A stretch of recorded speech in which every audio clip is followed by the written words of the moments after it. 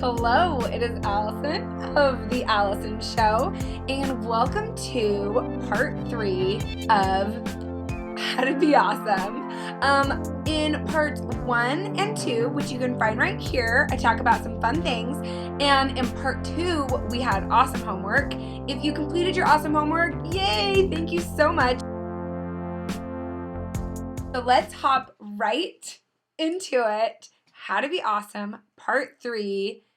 Don't poison your well. What? Don't poison your well? What does that mean? Well, I'm glad you asked. So when I started in college in the advertising program, it was the first time I had worked in a creative capacity where there were deadlines.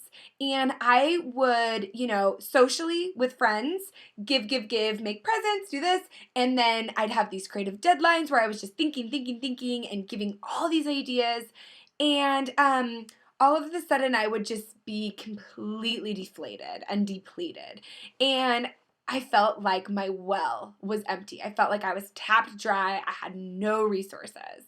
I like to think of myself as this creative person, or you think of yourself as this vessel that's trying to spout forth good clean water, and it's really easy, surprisingly enough, to poison your own well.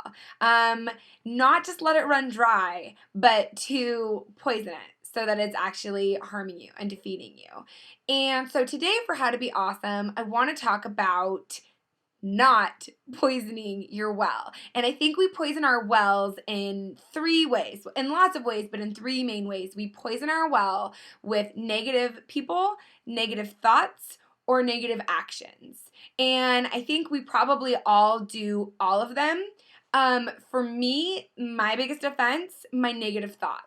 They poison my well, they drag me down, they deplete me, and they make it so I'm not as awesome as I could be. And I want to talk about 2 people who are examples in my life who are phenomenal at not poisoning their own well. Instead, they are continuously filling their well with good, positive things. And the first person is my dad. My dad is a very successful entrepreneur. He started a couple of businesses in his life and just started one in his late 50s. And put it all on the line again when lots of people are winding down. And one thing that I think is so fun about my dad is every time you talk to him, and I brainstorm ideas with him a lot, he always has, I just read this book you should check out, or I just read this article, I think this would help you. He's always filling his well. I called him to ask him, I've made this observation. Would you say this is accurate? He was like, oh, thank you. And yes, he has some apps on his phone set up to send him entrepreneur ideas. And he has some articles and some different newsletters that he subscribes to. What a good example of filling your well with these,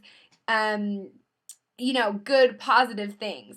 The second person who I've noticed is also an entrepreneur, but I think this applies to all facets of life, but also an entrepreneur, is my friend Susan Peterson of Freshly Picked Moccasins.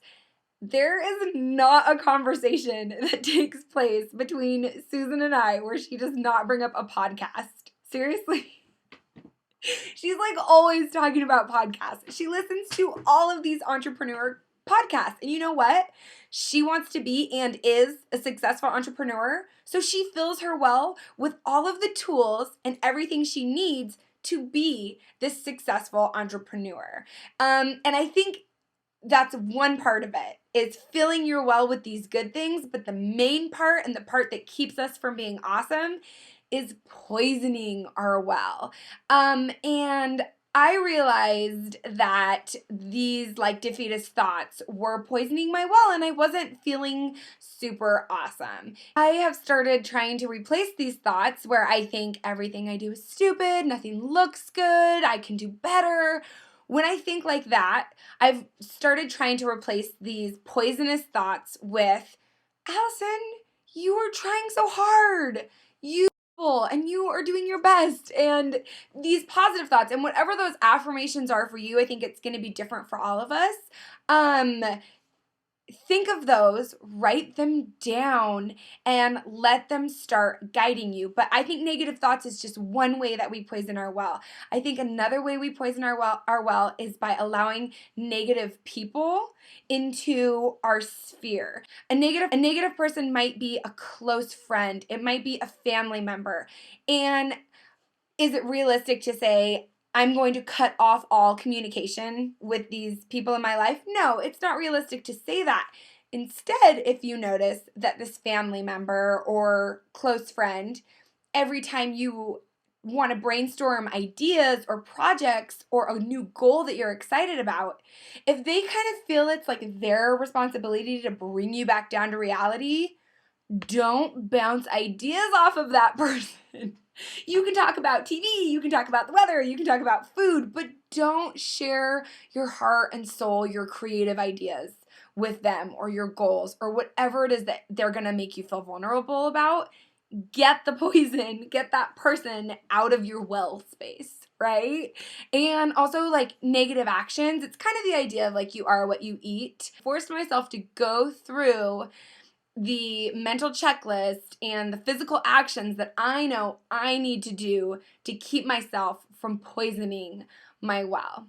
And so, your awesome homework this week is to work on putting clear, beautiful, clean water into your well and getting the poison out.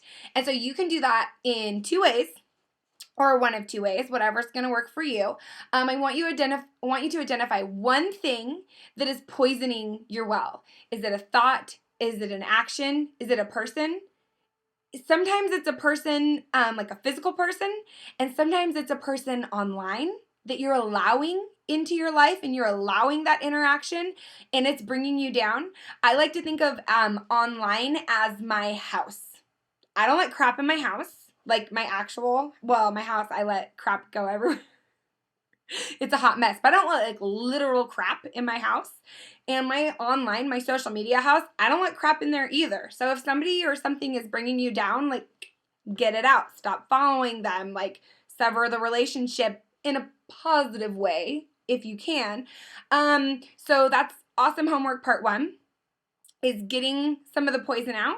And part 2 is refilling that well with something positive. Why not find a book or why not find a podcast or an article or a newsletter or something that, if you want to be a better artist, work on that. Like if you want to work on being an entrepreneur, find something there. Work on bringing that positive, uplifting stuff into your life because that is how to be awesome. What? You see how I went full circle? Thank you guys so much for watching. I hope you do your awesome homework. I won't have a prize this week, but if you continuously complete your awesome assignments, I'm thinking at the end of the course, there's going to be some sort of like grand prize that will be phenomenal. I don't know what yet. Somebody's going to volunteer something. But yes, so do your awesome homework if you can. Thank you so much for watching. I would love to hear about your awesome homework in the comment section. I try to respond to all of them. I missed some, but I'm trying. Have an awesome day. You're awesome. You're doing a great job. And you look really skinny. Have you lost weight? You look really good.